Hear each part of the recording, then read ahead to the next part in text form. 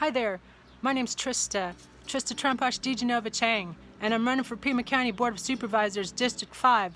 I got exciting plans to carry out to benefit everybody in Pima County, namely plant 1.2 million trees. This would not only cover our carbon footprint, create jobs, inspire volunteers, make our own outdoor museum, it'll put us on the map with the world's most complete collection of mesquite trees.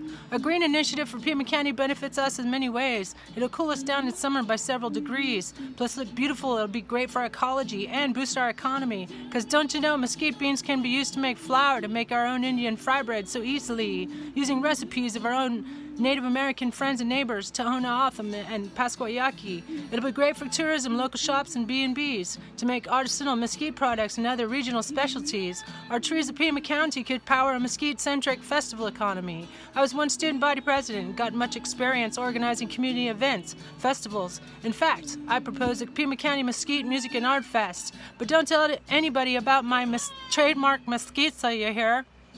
Oh my gosh, doesn't that sound delicious? The second thing I do for my community is research, plan, and implement a world-class cycling pathway that is family-friendly. I don't know about you, but don't you love cycling too? But right now it's so dangerous on roads like these. It's hazardous not to have a buffer against all the traffic, a risk to public safety, already claimed too many lives. I'd fix that. I'd base Pima County Pathworks on the awesome system in Taiwan where I lived many years, working for the newspapers, teaching ESL to Aboriginal kids in remote mountain villages. Wouldn't it be neat? Wouldn't you like to see barbecues, picnic benches, rest and hangout spots, community gardens, nature walks? There'd be historic markers and sculptures crafted by local tribal artists, reflecting the natural beauties, folklore, and history of this place. Wouldn't it be convenient to have hiking, walking, and cycling paths right in our neighborhoods? I think it'd instill pride and appreciation in all of us to live in such an amazing, sacred, and special place. But guess what? Here's an update in my campaign. A GOP lawyer who ironically wants to be Pima County recorder, yeah, the guy who wants to count all our votes, but only the ones marked GOP, if you know what I mean. Well, he challenged my nominating signatures with some very typical GOP dirty tricks, dishonest tactics of voter suppression against me. But I'm no victim. I'm not letting villains get away with it, you see. I'm fighting tooth and nail just for you and for me, but for the hundreds of you who believed in me enough to sign your name to nominate me and vote for me.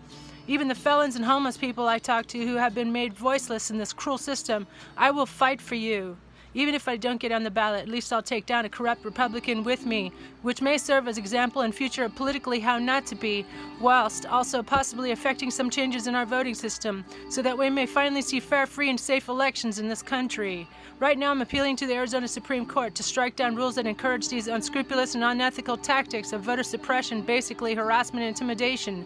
This is something that happens across the country, not just in this county, but in the state legislature or the governor's seats. It's a common GOP trick to constantly try to suppress the democratic vote, which I argue in the courts is a violation in the first order of all our civil liberties. These people should be punished as a deterrent. These people like Benny and the Tricks, who pull out all the stops to check their ethics at the door to block newcomers like me from gaining ballot access, like turning away asylum seekers that are our ports of entry.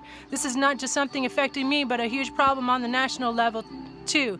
Don't you see, when GOP got out of the way to invalidate our nominating signatures since they don't have any real skills to compete, honestly. But I'm no victim. In fact, Whitey might get a taste of his own medicine and the Arizona Supreme Court grants me and us relief. Don't worry about me, because the GOP's buddy Benny barked up the wrong tree. I'm now angry, aspiring ACLU lawyer, and I'm going to use this opportunity to change the system for the common goods. I'm asking Supreme Court to strike down unlawful rules that violate our Civil and Voting Rights Acts and make it not so easy for unscrupulous lawyers like Whitey to target, harass, and intimidate the other candidates like me. I'm going to expose the corrupt old white guys for all to see. The dudes like Whitey who do everything in their stolen power to prevent progressive voices from running for office around the country.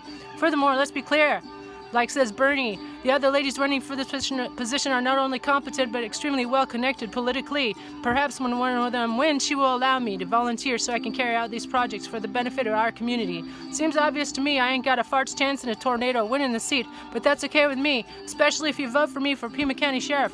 My first choice, because that's what I want to be, Sheriff, the Rhymin Sheriff of Pima County. I even succeeded in collecting all these 650 signatures before the statewide lockdown got to me. So please write in Trista August 4th for a Rhymin Sheriff of Pima County so I can clean up the department and make our local law enforcement priorities, like humanidad a la frontera and an end to police corruption and brutality. Thanks, y'all. Stay safe out there.